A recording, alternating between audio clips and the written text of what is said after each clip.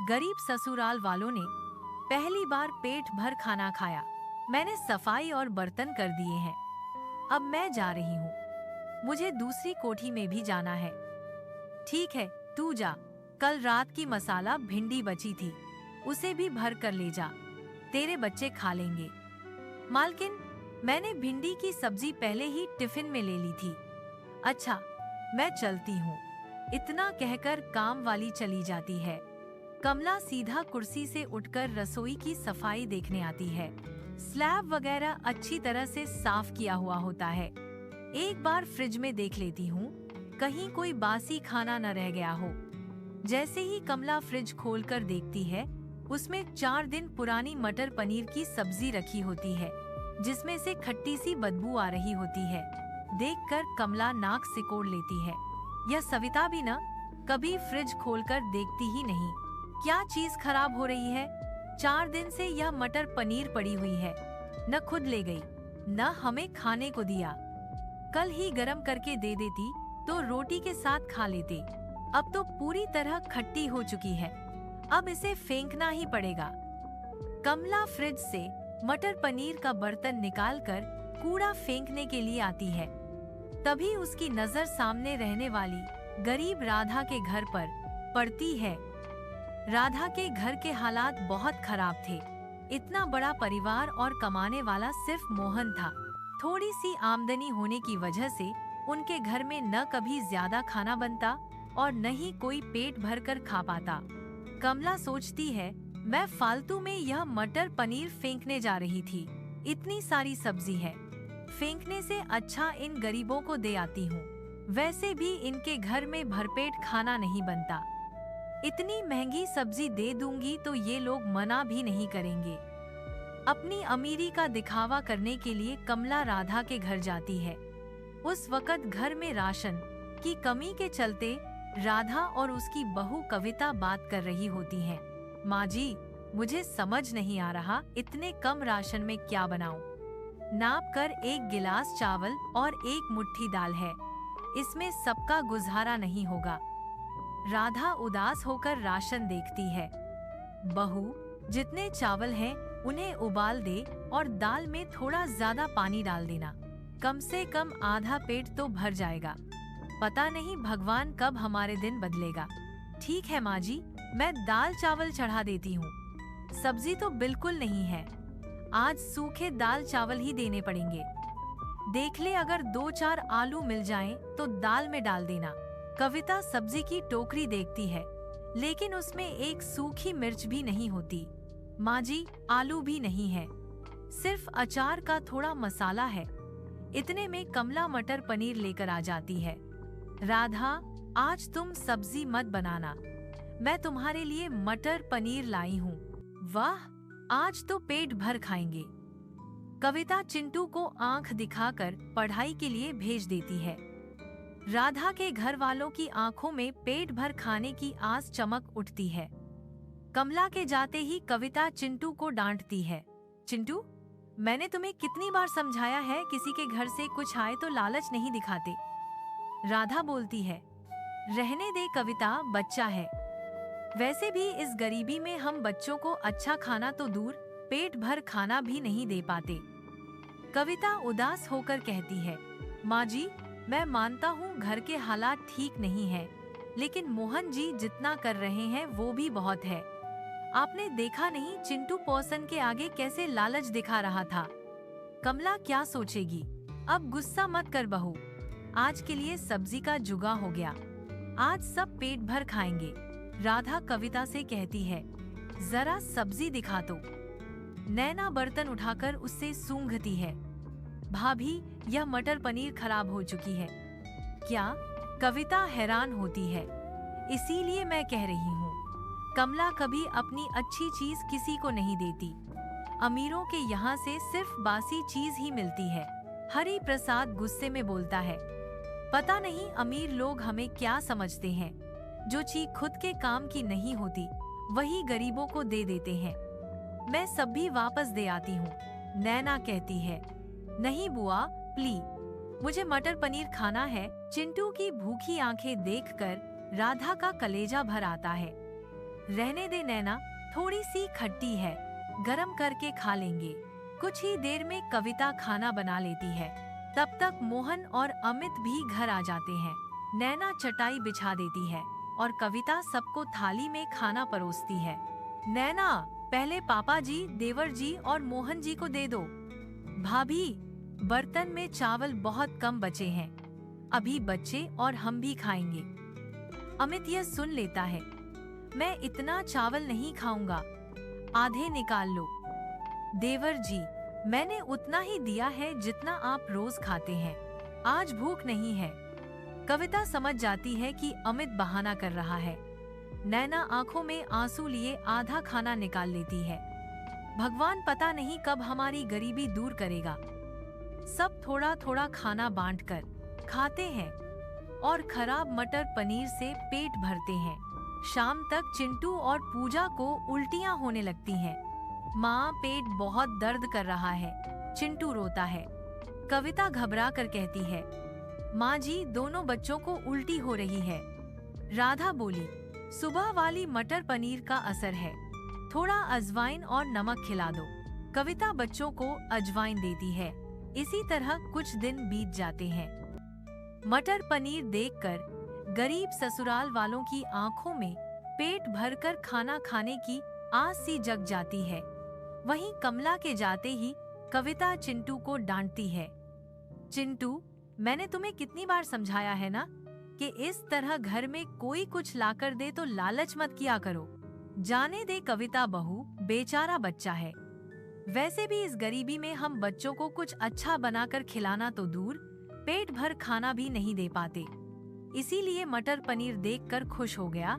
राधा कहती है, माँ जी, मैं मानता हूँ कि हमारे घर के हालात ज्यादा अच्छे नहीं हैं, लेकिन मोहन जी अकेले जितना कर रहे हैं वो भी बहुत है। आपने देखा नहीं कि चिंटू पड़ोसन के आगे कैसे लालच दिखा रहा था। कमला क्या सोचेगी कि इसे पेट भर खाना भी नहीं मिलता। बहू, अब गुस्सा मत करो, वैसे भी अभी के लिए सब्जी का जुगाड़ हो गया है, आज सब पेट भरकर अच्छे से खा पाएंगे। ये लो, सब्जी रख दो। राधा कहती है, माँ जरा ये सब्जी दिखाना तो। नैना कहती है। राधा से सब्जी लेकर नैना उसे सूंघ कर देखती है। नहीं भाभी, ये मटर पनीर तो खराब हो चुकी है। क्या? कविता हैरान हो जाती है। इसीलिए मैं कह रही थी, वरना कमला अपने घर से एक मिर्ची भी किसी को नहीं देती। इतनी महंगी मटर पनीर हमें कैसे दे गई? अमीर लोग ज्यादा से ज्यादा अपनी रसोई की बासी चीज ही दे सकते हैं। हरि प्रसाद गुस्से में बोलता है, पता नहीं अमीर लोग जब किसी के घर में कोई चीज इस्तेमाल की नहीं होती या खराब होती है, तब हमें देकर एहसान जताते हैं। नैना, जाकर यह मटर पनीर वापस दे आ। हरि प्रसाद कहता है। नहीं बुआ, प्लीज मत दो, मुझे मटर पनीर खाना है। चिंटू रोता हुआ बोलता है। चिंटू की भूखी आंखों में मटर पनीर खाने की चाहत देखकर राधा का कलेजा भर आता है। रहने दे नैना, इतनी भी खराब नहीं है, थोड़ी सी खटास आ गई है, गरम करके खा लेंगे। कुछ ही देर में कविता खाना तैयार कर देती है। इतनी देर में मोहन और अमित भी घर आ जाते हैं। नैना सबके लिए चटाई बिछा देती है और कविता सबके लिए थाली में खाना डालने लगती है। नैना, यह थाली ले जाकर पहले पापा जी, देवर जी और मोहन जी को दे दो। भाभी, पतीले में तो चावल बहुत ही थोड़े बचे हैं, अभी तो बच्चे, माँ और हम दोनों भी बाकी हैं। यह बात अमित सुन लेता है। जैसे ही नैना चावल दाल उसके आगे रखती है, अमित ज्यादा खाने से मना कर देता है। नैना, मैं इतना चावल नहीं खाऊंगा, आधे चावल दाल निकाल लो। पार देवर जी, मैंने तो थाली में उतना ही दिया है जितना आप रोज खाते हैं। भाभी, आज भूख नहीं है, पेट पहले से ही भरा हुआ है।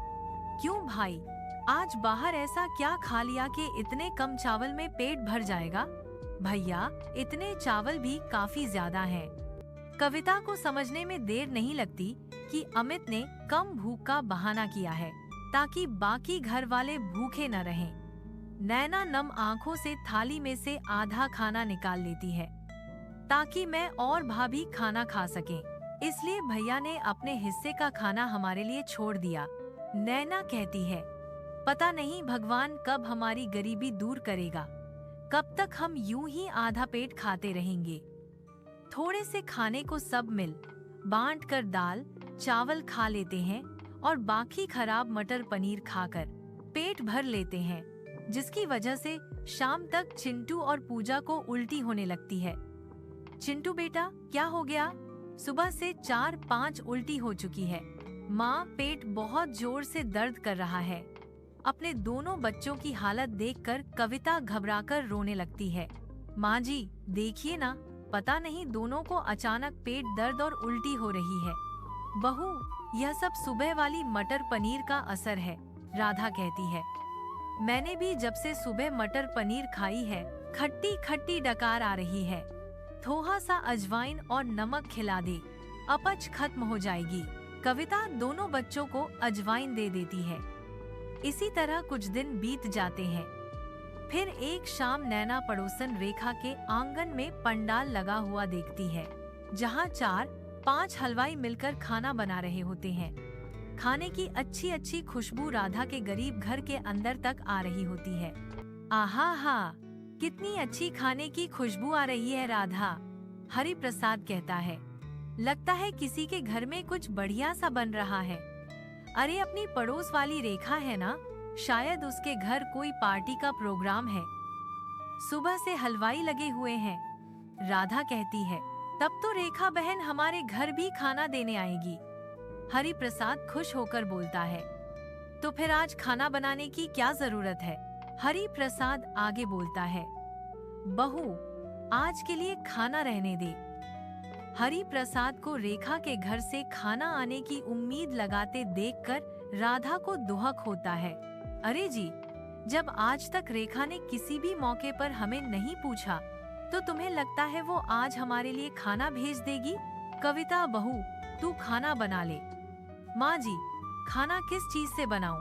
न चावल है और न ही आटा, दोनों खत्म हो चुके हैं। कविता उदास होकर कहती है। मोहन जी लाल जी के यहाँ से राशन लाने गए थे, पैसे बाद में देने की बात हुई थी। अच्छा ठीक है, जाकर बनिए के यहाँ से आधा किलो आटा और 10 रुपए के सोयाबीन ले आ। राधा कहती है। सोयाबीन की सब्जी और रोटी बन जाएगी। ला बहू, राशन वाला थैला दे। इस तरह आधा आधा किलो राशन हाथ में अच्छा नहीं लगता। यह सोचकर हरि प्रसाद बोलता है। यह नहीं कि मोहन एक ही बार में आटा चावल इकट्ठा ला देता। हरि प्रसाद की बात सुनकर राधा झल्ला जाती है। अरे, इतने बड़े परिवार को मोहन अकेला कमाकर चला रहा है, यही बहुत बड़ी बात है। अगर एक दिन घर बैठ जाए तो हम सबको आधा पेट खाने के भी लाले पड़ जाएंगे। ऊपर से पता नहीं अमित कौन सी कमाई कर रहा है। 2 महीने हो गए नौकरी करते हुए, लेकिन अब तक तनख्वाह नहीं आई। जहां एक तरफ घर का सारा खर्च मोहन चला रहा होता है, वहीं अमित अपनी कंपनी के मालिक की बेटी ईशा को पसंद कर बैठता है।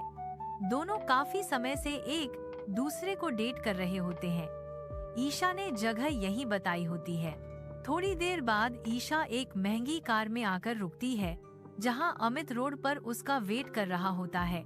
शीशा नीचे करके ईशा कहती है, अमित जल्दी से कार में बैठ जाओ। अरे मगर कहाँ जाना है, पहले बताओ तो। अमित कहता है। अरे बाबा, पहले बैठो, बताऊंगी। ईशा मुस्कुराते हुए कहती है। अमित कार में बैठ जाता है। ईशा, हम कहाँ जा रहे हैं? I have a surprise for you, और मेरा सरप्राइज तुम्हें बहुत पसंद आने वाला है। थोड़ी ही देर में ईशा कार एक महंगी 7 स्टार होटल के बाहर पार्क करती है। दोनों साथ में अंदर जाते हैं। अंदर बहुत सारे लोग खाना खा रहे होते हैं, जो देखने में मिलियनियर लग रहे होते हैं। उनकी टेबल पर इतनी महंगी महंगी डिशेस सजी होती हैं, जो अमित ने जिंदगी में पहली बार देखी होती हैं। तो कैसा लगा मेरा सरप्राइज? ईशा पूछती है। यह होटल जितना सुंदर है, उतना ही इसका खाना स्वादिष्ट है। तुम्हें यह जगह पसंद आई ना? ईशा, इतनी महंगी जगह पर आने की क्या जरूरत थी? अमित झिझक कर कहता है। यह जगह बहुत ज्यादा महंगी है। यहाँ आस पास देखो कितने बड़े बिजनेसमैन बैठे हुए हैं। अमित, भूलना मत तुम अभी एक उच्च वर्ग के व्यवसायी की बेटी के साथ बैठे हो। ईशा थोड़ा सा गर्व से कहती है, मैं जानता हूँ ईशा, तुम बहुत अमीर हो, लेकिन मैं एक मध्यम वर्ग का लड़का हूँ। मैं यहाँ के खाने का बिल वहन नहीं कर सकता। हम किसी सस्ती जगह पर भी खा सकते थे। ईशा, मैं तुम्हारा जन्मदिन खास बनाना चाहती थी, इसलिए मैंने सोचा यहीं खाना खाएंगे। तुम बिल की चिंता मत करो, मैं कर दूंगी। इतना कहकर ईशा मेनू उठाकर कई महंगी महंगी डिशेस ऑर्डर कर देती है। अगले 5 मिनट में टेबल तरह तरह के खाने से भर जाती है, जिसमें से दोनों बहुत थोड़ा ही खा पाते हैं। आई एम डन अमित, तुम खा लो, ईशा कहती है। और इतना सारा खाना रह गया है, अमित कहता है। मेरा पेट भर गया है, अगर तुम्हें खाना है तो खाओ, वरना छोड़ दो। इतना सारा खाना बचा देखकर अमित का दिल नहीं मानता। उसके सामने अपने घर वालों की आधा पेट खाने वाली तस्वीर घूम जाती है। हम जैसे गरीबों के घर पेट भर खाना नहीं होता, और जिनके पास पैसा है वो लोग खाना बर्बाद कर देते हैं, अमित मन ही मन सोचता है। ईशा, इतना सारा खाना बच गया है, अमित कहता है। इसे फेंकने का मन नहीं हो रहा है। ईशा, अगर बुरा न मानो तो मैं सोच रहा था कि इस खाने को पैक करवा लें, फेंकने से अच्छा किसी का भला हो जाएगा। मगर अमित, यह खाना तो हम लोगों का झूठा है, ईशा कहती है। अगर तुम अपनी फैमिली के लिए ले जाना चाहते हो तो मैं अलग से फ्रेश खाना पैक करवा देती हूँ। अमित शर्म के मारे थोड़ा सा हिचकिचाता है। नहीं ईशा, मुझे अपनी फैमिली के लिए नहीं चाहिए। फिर ईशा पूछती है, इस खाने पर भी पैसे लगे हैं, इतना सारा खाना बर्बाद करने से अच्छा है रोड साइड के गरीब बच्चों को दे देते हैं, वो लोग पेट भर कर खा लेंगे। अमित कहता है, यह तो बहुत अच्छा विचार है। ईशा खुश होकर बोलती है, इस तरह खाना भी बर्बाद नहीं होगा और गरीब बच्चों का भला भी हो जाएगा। तुम्हारे यही सहायक स्वभाव को देखकर ही मैंने तुम्हें पसंद किया था, ईशा कहती है। ईशा वेटर को बुलाकर सारा बचा हुआ खाना पैक करवा देती है। बस बस, यहीं रोक दो, अमित कहता है। यहीं पास में घर है, मैं यहीं से चला जाऊंगा। अमित, तुमने आज तक मुझे अपना घर नहीं दिखाया, ईशा कहती है। आज तो तुम्हारा जन्मदिन भी है, कम से कम आज मुझे अपनी फैमिली से मिलवा दो। इसी बहाने मैं भाभी के हाथ का बना कुछ अच्छा सा खा लूंगी। ईशा, अभी मैंने घर पर तुम्हारे बारे में किसी को नहीं बताया, अमित थोड़ा घबरा कर बोलता है। हम दोनों का अचानक साथ जाना अजीब लगेगा, फिर किसी दिन। ओके फाइन, बाय, कहकर ईशा वापस चली जाती है। ईशा के जाते ही अमित वह सारा पैक किया हुआ खाना लेकर अपने घर आ जाता है। उस वक्त राधा अमित का मुंह मीठा करने के लिए थोड़े से आटे का हलवा बना रही होती है। दोनों बच्चे चूल्हे के पास बर्तन लिए भूख से बैठे हुए होते हैं। दादी दादी, हलवा बनाकर सबसे पहले मुझे देना, चिंटू बोलता है। मुझे बहुत जोर की भूख लगी है। और ये चिंटू के बच्चे, पूजा बोलती है। दादी तुझे नहीं, मुझे हलवा देंगी। सुबह तूने 2 रोटी खाई थी और मुझे सिर्फ 1 रोटी मिली थी। पूजा की बात सुनकर चिंटू जिद करने लगता है। दादी, मुझे भी हलवा खाना है, आप मुझे हलवा दोगी ना? चिंटू बेटा, अच्छे बच्चे ऐसे जिद नहीं करते, राधा कहती है। दादी ने चाचा के लिए थोड़ा सा हलवा बनाया है, बाद में रोटी खा लेना। नहीं, मुझे रोटी नहीं खानी, मुझे हलवा खाना है। चिंटू रोता है। चिंटू को इस तरह बिलखते देखकर राधा का दिल पिघल जाता है। अच्छा अच्छा मेरे लाडले, मैं अभी तुझे हलवा दे दूंगी। इतने में अमित खाने की पन्नी लेकर अंदर आता है। दादी, बुआ, मम्मी देखो, चाचा हम सबके लिए बाहर से खाना ले आए हैं। मम्मी, आज आप सब पेट भरकर खाना खाओगे, चिंटू खुशी से बोलता है। हाँ बेटा, आज सब पेट भरकर खाएंगे, राधा कहती है। आज अमित सबके लिए बहुत सारा खाना लेकर आया है। क्या जरूरत थी बाहर से खाना खरीदने की? राधा थोड़ा गुस्सा करती है। इन्हीं पैसों से घर का राशन आ जाता तो महीना भर चल जाता। जितने का तुम बाहर का एक वक्त का खाना लाए हो, उतने में हमारे घर के 4 वक्त का खाना बन जाता, राधा कहती जाती है।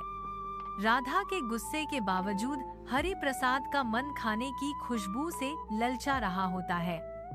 अरे राधा, अमित कितने मन से खाना लेकर आया है, खा लेते हैं, रोज थोड़ी ना बाहर से खाते हैं। सीधा सीधा बोल दो ना कि तुम्हारे मुंह से लार टपक रही है, राधा कहती है। एक दिन बाहर का महंगा खाना और बाकी दिन घर का आधा पेट खाना। माँ, आज के दिन तो गुस्सा मत करो, मोहन बोलता है। आज अमित का जन्मदिन है।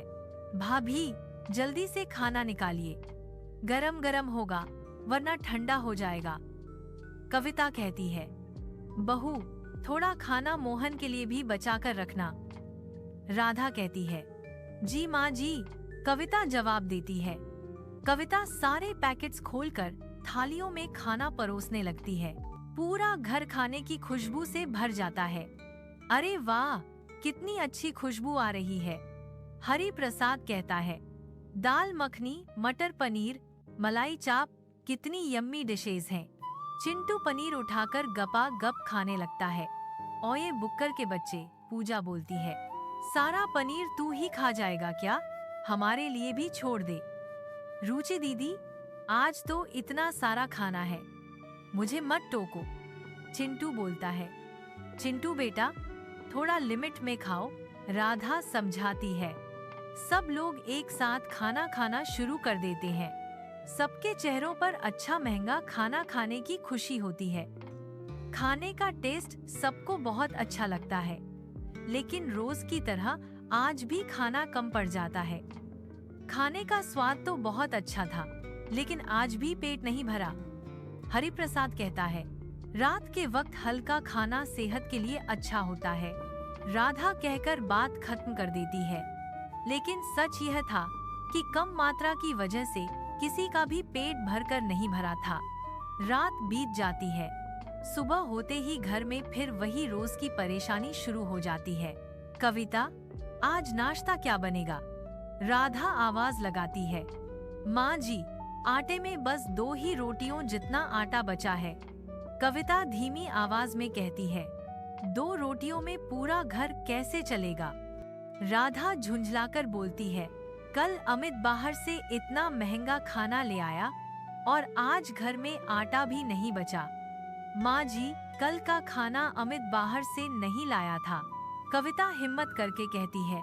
वो तो किसी शादी या पार्टी का बचा हुआ खाना था क्या? राधा हैरान रह जाती है। बचा हुआ खाना? हाँ माँ जी, कविता बोलती है। उसी लिए कल खाना इतना ज्यादा था, राधा गुस्से से बोली। तो मतलब हम सब कल झूठा खाना खा रहे थे? हरि प्रसाद थोड़ा सकपका जाता है। राधा, झूठा नहीं था, बचा हुआ था पर बिल्कुल ठीक था। चुप रहो, राधा तेज आवाज में कहती है। तुम्हें तो बस पेट भरना चाहिए, चाहे कैसे भी भरे। इसी बात पर अमित उठकर बाहर जाने लगता है। किधर जा रहा है? राधा पूछती है। काम पर, अमित कहता है। आज इतनी सुबह? राधा तने हुए लहजे में बोलती है। रोज देर से जाता हूँ, आज जल्दी जा रहा हूँ, कहकर अमित निकल जाता है। अमित सीधा ईशा के घर पहुँचता है। वहाँ घर के बाहर ही ईशा के पापा खड़े होते हैं। आप कौन? अमित को देखकर ईशा के पापा पूछते हैं। जी मैं अमित, ईशा का दोस्त, अमित झिझक कर बोलता है। ईशा का दोस्त? तुम वही हो जो उसे रोज पार्टी, होटल और बाहर घुमाता फिरता है? अमित चुप हो जाता है। मुझे सब पता चल चुका है, ईशा के पापा गुस्से में कहते हैं। तुम्हारी औकात क्या है, यह भी पता है मुझे। अंकल, मैं ईशा से सच्चा प्यार करता हूँ, अमित कहता है। प्यार? प्यार से घर नहीं चलता, ईशा के पापा बोलते हैं। तुम जैसे लड़के सिर्फ सपने दिखा सकते हैं, जिंदगी नहीं दे सकते। अगर ईशा की जिंदगी बर्बाद हुई तो जिम्मेदार तुम होगे, कहकर ईशा के पापा गेट बंद कर देते हैं। अमित वहीं खड़ा रह जाता है। शाम को अमित थका हुआ घर लौटता है। घर में फिर वही सन्नाटा होता है। क्या हुआ बेटा? हरि प्रसाद पूछते हैं। कुछ नहीं, अमित झूठ बोल देता है। उसी रात अमित अकेला छत पर बैठा होता है। उसे ईशा की बातें याद आती हैं। तुम्हारा घर छोटा है पर दिल बहुत बड़ा है। ईशा के अल्फाज उसके कानों में गूंजते रहते हैं। अगले दिन अमित का फोन बजता है। अमित, मैं ईशा बोल रही हूँ। मेरे पापा बहुत गुस्से में हैं। उन्होंने मेरी शादी फिक्स कर दी है। क्या? अमित के हाथ से फोन छूटते छूटते बजता है। हाँ, ईशा रोती हुई कहती है, मैं तुम्हारा इंतजार करती रही लेकिन पापा नहीं माने। फोन कट हो जाता है। अमित जमीन पर बैठ जाता है। उसकी आंखों से आंसू बहने लगते हैं। कुछ ही दिनों में ईशा की शादी तय हो जाती है। शादी बड़े ही शान शौकत से होती है। अमित दूर से शादी की तस्वीरें देखकर चुपचाप रह जाता है। उसके दिल में दर्द होता है लेकिन वो किसी को कुछ नहीं बताता। वक्त धीरे धीरे गुजरता जाता है। घर की हालत वैसे ही रहती है। एक दिन राधा मोहन से कहती है, मोहन, अमित की शादी कब करवाओगे? कब तक यह घर इसी तरह चलेगा? माँ, शादी के लिए पैसा चाहिए होता है, मोहन जवाब देता है।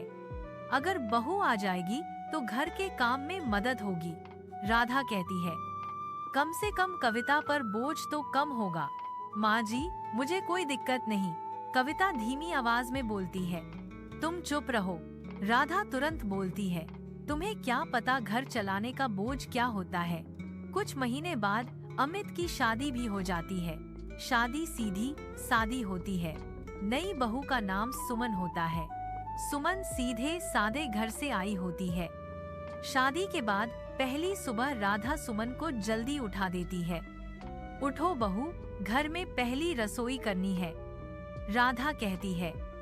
जी माँ जी, सुमन उठकर कहती है।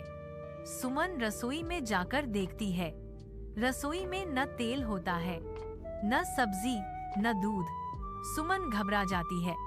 अम्मा जी, रसोई में कुछ भी नहीं है, जो है उसी में बना लो, राधा सख्ती से कहती है। लेकिन अम्मा जी, पहली रसोई में मीठा बनाना होता है, सुमन धीरे से बोलती है। यहाँ रस्में नहीं, मजबूरियाँ चलती हैं, राधा जवाब देती है। सुमन के हाथ कांपने लगते हैं। वो बचे हुए आटे से 2 रोटियां बना लेती है। राधा थाली देखकर कहती है, बस इतना सा? जी अम्मा जी, और आटा नहीं था, सुमन कहती है। हमारा नसीब ही फूटा है, राधा बोलती है। सुमन चुपचाप आंखों में आंसू लिए खड़ी रहती है। उस दिन शाम को मोहन कहता है, बहू, तुम्हें आदत डालनी पड़ेगी, यहाँ जिंदगी आसान नहीं है। जी, सुमन सिर झुकाकर बोलती है। रात को सुमन भूखी ही सो जाती है। सुबह उठकर वो फिर काम में लग जाती है। दिन पर दिन गुजरते जाते हैं। सुमन धीरे धीरे समझ जाती है कि इस घर में प्यार कम और मजबूरी ज्यादा है। एक दिन राधा कहती है, बहू, कल पड़ोसी के घर से जो खाना आया था वही गरम कर देना।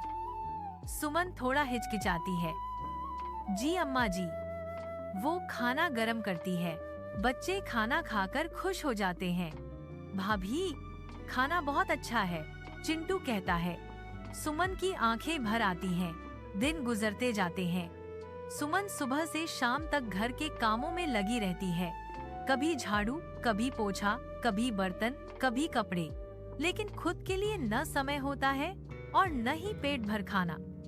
बहू, आज बाजार से सब्जी ले आना, राधा पैसे देते हुए कहती है। ज्यादा महंगी मत ले आना। सुमन बाजार जाती है। हाथ में गिन के पैसे होते हैं। वो सब्जी वाले से कहती है, भैया थोड़ी सी सब्जी दे दो। इसमें कुछ नहीं आएगा, सब्जी वाला बोलता है। सुमन शर्मिंदा सी हो जाती है। जितने पैसे हैं उतनी ही दे दो। मैं आधी सी सब्जी लेकर घर लौट आती है। राधा थैला देखकर गुस्सा हो जाती है। यह क्या है, इतनी सी सब्जी? अम्मा जी, पैसे उतने ही थे, सुमन धीरे से कहती है। हमें भी पता है पैसे कम होते हैं, राधा बोलती है। लेकिन घर चलाना बहू का काम होता है। सुमन चुपचाप रसोई में चली जाती है। शाम को सबके लिए खाना बनता है, पर खाने की मात्रा हमेशा कम होती है। बहू, अपना बाद में खा लेना, राधा रोज कह देती है। कभी कभी बाद में कुछ बचता ही नहीं और सुमन बिना कुछ खाए सो जाती है। अमित सब कुछ देखता है, लेकिन चुप रहता है। एक रात सुमन छत पर बैठी होती है, आंखों से आंसू बह रहे होते हैं। अगर माँ होती ना, तो आज मुझे भूखा न सोना पड़ता, सुमन धीरे से कहती है। अमित पीछे से सुन लेता है। तुमने मुझे पहले क्यों नहीं बताया? अमित पूछता है। बताने से क्या होता? सुमन कहती है। घर के हालात ऐसे ही हैं। अमित का सर झुक जाता है। उस रात अमित को ईशा की बात याद आती है। तुम्हारे घर में प्यार है, बस पैसा नहीं। अमित को महसूस होता है कि सिर्फ प्यार से जिंदगी नहीं चलती। अगली सुबह अमित काम पर जाते हुए रुक जाता है। वो सोच में डूबा होता है। अब मुझे कुछ करना होगा, अमित खुद से कहता है। शाम को घर आकर वो राधा से कहता है, माँ, मैं शहर जाकर काम करना चाहता हूँ। क्या? राधा हैरान हो जाती है। यहीं रहकर कुछ नहीं बदलेगा, अमित बोलता है। हरिप्रसाद चुपचाप सुनते रहते हैं। अगर तू चला गया तो घर कौन संभालेगा? राधा पूछती है। मैं पैसा भेजता रहूंगा, अमित कहता है। सुमन चुपचाप यह सब सुनती रहती है। उसकी आंखों में पहली बार थोड़ी सी उम्मीद चमकती है। अमित सुबह शहर के लिए निकल पड़ता है। सुमन और राधा उसे अलविदा कह रही हैं। ध्यान रखना बेटा, ज्यादा काम मत करना, राधा कहती है। मैं घर को संभाल लूंगी, सुमन धीरे से बोलती है। शहर पहुंचकर अमित नौकरी ढूंढता है। दिन रात मेहनत करता है, थक जाता है, पर अपने घर की सोच उसको आगे बढ़ने की हिम्मत देती है। एक हफ्ते के बाद अमित को एक नौकरी मिल जाती है। रोज सुबह से शाम तक काम करता है। हर महीने का पहला पैसा घर भेजने का सपना उसके दिल में होता है। शहर की महंगाई से परेशान होने के बावजूद अमित हर महीने 50% पैसा घर भेजता है। घर पर सुमन और राधा खुशी से ये पैसा लेने के लिए इंतजार करते हैं। बहू, आज पैसा आया, राधा खुशी से कहती है। सुमन पैसा देखकर हौस पड़ती है। अब हम थोड़ी बेहतर सब्जी ले सकते हैं, सुमन कहती है। रोज खाने की क्वालिटी धीरे धीरे बढ़ जाती है। अमित के भेजे हुए पैसों से राशन और सब्जी खरीदी जाती है। शांति और परिवार का जीवन धीरे धीरे सुधरने लगता है। बच्चे भी अब खुशी से खाना खाते हैं। एक दिन सुमन सोचती है, अब हमें ज्यादा पैसा बचाने का तरीका सोचना होगा। वो राशन का हिसाब किताब करने लगती है। बच्चों के लिए खाना भी बनता है और कुछ पैसा बचाता भी है। अमित घर से दूर है, पर उसकी याद और सपोर्ट हर वक्त महसूस होती है। एक रात सुमन और राधा बैठकर कहती हैं, बेटा कितना मेहनत करता है, पर हमेशा घर के लिए ही पैसा भेजता है। सुमन आंखों में आंसू लेकर बोलती है, अब हमारी जिंदगी थोड़ी आसान हो गई है अमित की वजह से। घर का माहौल पहले से ज्यादा खुशनुमा हो जाता है। बच्चे भी अब अच्छे से खाना खाते हैं, खुश रहते हैं। कुछ महीने बाद अमित की मेहनत रंग लाती है। उसको प्रमोशन मिल जाती है और सैलरी भी बढ़ जाती है। शहर में अमित अपनी जिंदगी थोड़ी और अच्छी तरह जीने लगता है, पर घर के लिए हमेशा पैसा भेजना उसकी प्राथमिकता है। सुमन और राधा घर पर राशन और सब्जी को ध्यान से मैनेज करते हैं। बच्चों की पढ़ाई और खाना दोनों का इंतजाम हो जाता है। एक दिन अमित का फोन आता है, बहू, आज थोड़ी एक्स्ट्रा पैसा भेज रहा हूँ, कुछ नए कपड़े खरीद लो बच्चों के लिए, अमित कहता है। सुमन और राधा खुशी से झूम उठती हैं। बेटा, तुम्हारे आने से घर का माहौल कितना बदल गया है, सुमन कहती है। बच्चे नए कपड़े पहनते हैं और खुशी से स्कूल जाते हैं। पहले की तरह आधा पढ़ा खाना अब पूरा खाना बन गया है। शांति और सुख का माहौल घर में वापस आ गया है। बच्चे और परिवार वाले खुशी से खाना खाते हैं। और एक दूसरे का साथ एंजॉय करते हैं। एक शाम सुमन सोचती है, अब घर के लिए टेंशन कम हो गई है। अमित की मेहनत और हमारी बचत प्रबंधन से घर सुखमय बन गया है। राधा भी कहती है, बेटा अब थोड़ी आराम से जी सकते हैं। अब रोज की परेशानी कम हो गई है। घर में सब लोग एक साथ बैठकर खाना खाते हैं। बच्चे खुशी से खेलते हैं और अमित की याद सबके दिल में होती है। अमित का 1 महीने का काम खत्म होता है। वो अपने गांव वापस घर लौटने के लिए तैयार होता है। घर पर सुमन और राधा बच्चों के साथ उसका इंतजार करते हैं। बेटा आज तुम वापस आ रहे हो, कितनी खुशी हो रही है, सुमन कहती है। बच्चे भी खुशी से झूम उठते हैं। पापा आ गए, पापा आ गए, वो चीख कर बोलते हैं। अमित घर आता है और सबको गले लगाता है। बहू माँ, मैं वापस आ गया हूँ।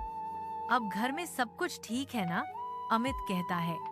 सुमन आंखों में आंसू लेकर कहती है, बेटा तुम्हारे आने से घर का माहौल कितना सुखद हो गया है। अब सब खुश हैं। राधा भी खुशी से अमित को गले लगाती है। बेटा अब हम सब साथ हैं। तुम्हारी मेहनत का फल हम सब देख रहे हैं। बच्चे अमित के साथ खेलते हैं और घर में हंसी मजाक का माहौल बन जाता है। सुमन और राधा राशन और खाने का इंतजाम करते हुए अमित के लिए खाना बना देती हैं। बेटा आज तुम्हारे लिए स्पेशल खाना है, सुमन बोलती है। अमित सबके साथ बैठकर खुशी से खाना खाता है। यह खुशी का पल मुझे हमेशा याद रहेगा, अमित कहता है। बच्चे खुशी से अपना पेट भरते हैं। पापा अब हम भी खुशी से खाना खाते हैं, वो कहते हैं।